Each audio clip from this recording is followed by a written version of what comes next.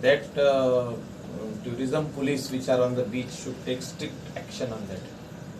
Tourists cannot be harassed, tourists cannot be touched, especially domestic tourist, a lady tourist, a woman who is on the beach, who are with their friends, should not be touched by any male tourist.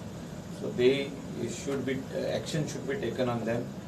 Where there is Goa police on the beach, IRB are also on the beach, they should take strict action on any such incident which happens.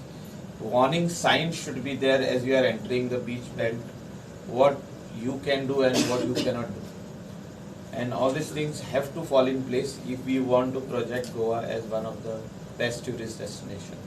And because this is one of the industry which is giving employment generation in the state of Goa. A lot of Indians have also come in over here to do business, but they should know that the rule of the law of the state and how to welcome the tourists and how to send them happily back.